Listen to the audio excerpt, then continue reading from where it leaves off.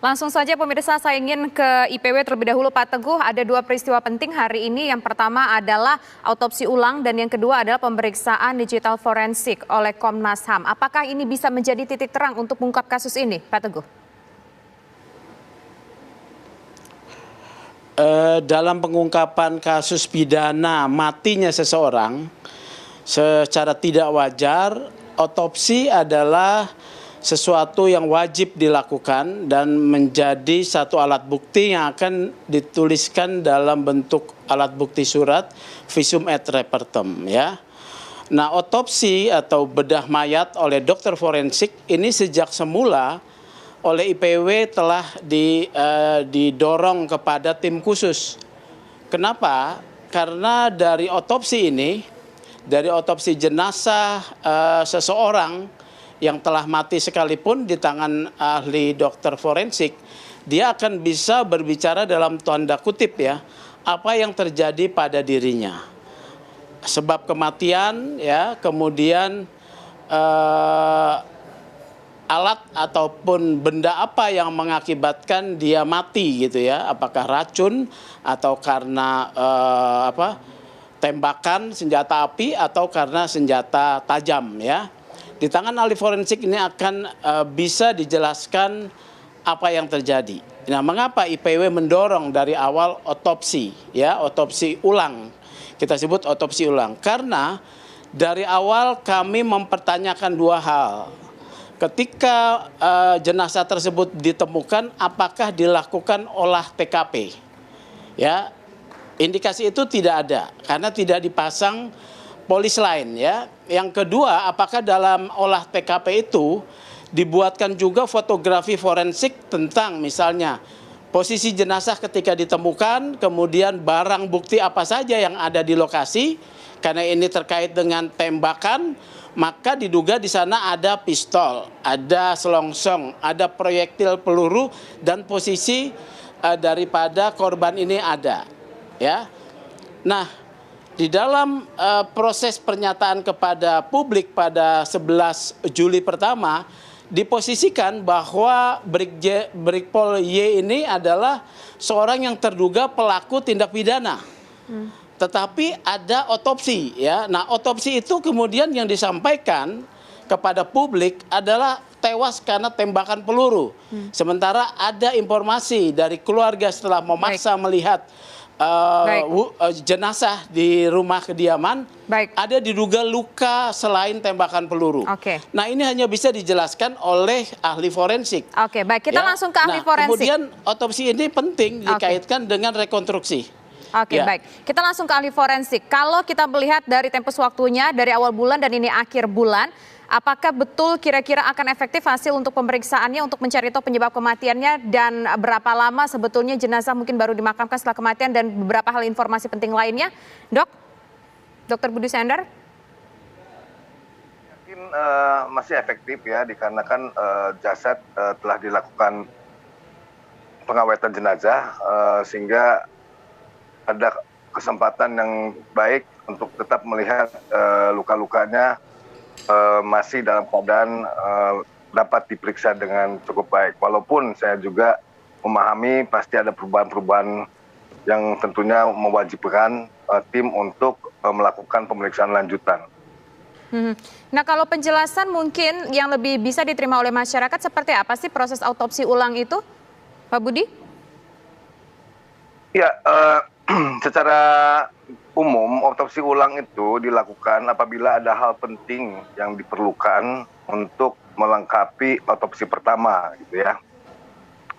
Dalam konteks kasus ini, tentunya otopsi ulang ini dilakukan demi keadilan ya, untuk peradilan, untuk menjawab hal-hal yang masih menjadi simpang siur terkait dengan perlukaan yang ada pada jasad Brigadir J ini. Sehingga ini dirasakan perlu untuk dilakukan dan alhamdulillah kita melihat proses otopsi ulang ini dilakukan atau otopsi kedua ini dilakukan dengan sangat transparan.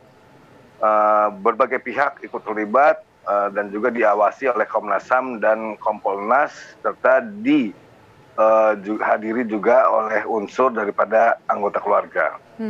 Oke, baik. Berarti kita tinggal menunggu saja hasil otopsi ulang itu seperti apa. Nah, kalau misalkan dari pakar hukum sendiri melihat soal proses otopsi ulang ini, kalau seandainya hasil otopsi ulang ini ada yang berbeda dengan otopsi yang pertama kali dilakukan, apa konsekuensinya, Pak?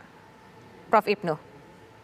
Iya, suatu barang bukti, alat bukti itu tidak berdiri sendiri, Mbak. Jadi nanti barang bukti yang ditemukan, apakah itu senjata, apakah itu peluru, selaras enggak dengan luka yang terjadi. Nah, ini yang harus dilakukan. Oleh karena itu, keselarasan antara barang bukti dengan bukti yang lain, antara alat bukti satu dengan alat bukti yang lain, itu yang harus ditemukan. Karena otopsi itu baru bagian. Kenapa? Penyebab kematiannya. Lukanya seberapa? Nah, lukanya seberapa itu berarti kena apa? Dengan apa? Caranya bagaimana? Itu akan dilihat, Mbak. Nah, dengan konstruksi seperti itu, nanti dalam teori insuckling and witsuckling itu akan diketahui. Jadi ini otopsi baru bagian sebagai keterangan ahli, sebagai suatu pemeriksaan dengan digital forensik, dengan kedokteran forensik, dengan kajian-kajian ilmiah. Baru, belum ke arah nanti siapa dan bagaimana. Kan ada 7 pertanyaan. Apakah yang terjadi, bagaimana yang terjadi, bila mana yang terjadi, bagaimana caranya, siapa pelakunya. Nah, ini masih berkembang, Pak. Jadi saya kira otopsi masih merupakan satu bagian, tapi sebagai pintu, Mbak. Pintu karena terkait dengan tubuh manusia. Nah, tubuh manusia itu akhirnya akan dikaji nanti berbagai dengan keterangan saksi, alat bukti yang lain, barang bukti, CCTV, senjata, jenis pelurunya, kalibernya. Jadi banyak hal. Saya kira ini masih awal, tapi sudah menjadikan titik terang bahwa ada suatu peristiwa hukum yang harus ditindaklanjuti. Oke. Tentang apakah itu siapa pelakunya, itu masih dalam proses panjang itu. Oke, ini tentu akan menjadi sebuah proses panjang, tapi setidaknya akan ada sebuah titik terang begitu. Bagaimana kalau misalkan kita melihat ada 2 peristiwa penting hari ini, otopsi. Oke, kita belum tahu hasil otopsi seperti apa. Dan juga soal pemeriksaan digital forensik tadi yang dilakukan oleh Komnas HAM sudah dapatlah sedikit bocorannya, walaupun belum rampung, belum ada analisisnya.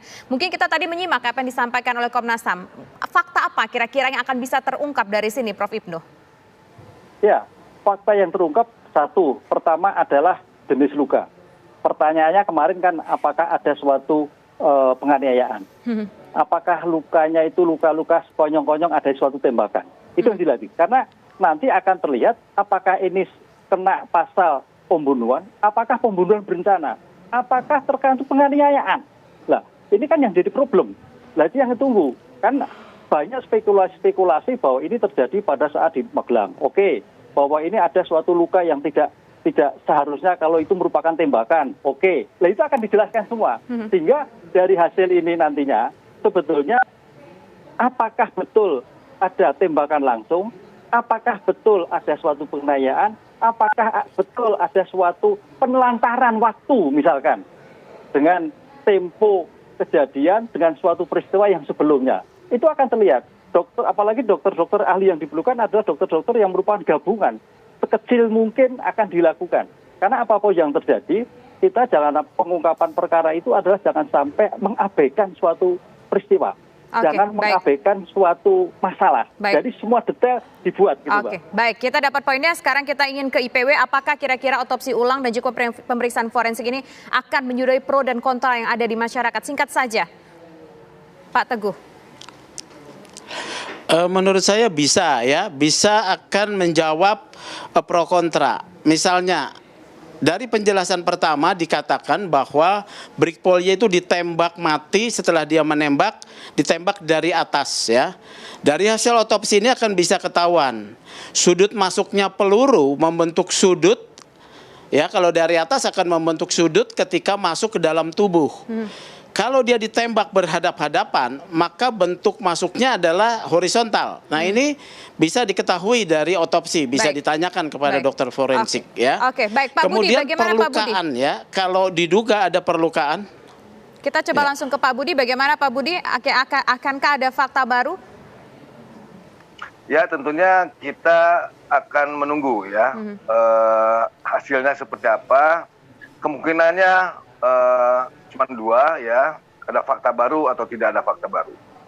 Tentunya dari hasil ini dengan kegiatan otopsi ulang yang demikian transparannya, tentunya diharapkan akan menjawab segala macam keraguan-raguan dan juga dapat diterima oleh semua pihak yang terkait. Saya rasa seperti itu. Baik, terima kasih Dr. Budi, terima kasih Prof. Hipnu, dan juga terima kasih Pak Teguh sudah berbincang bersama kami di program Kabar Petang. Selamat petang semuanya.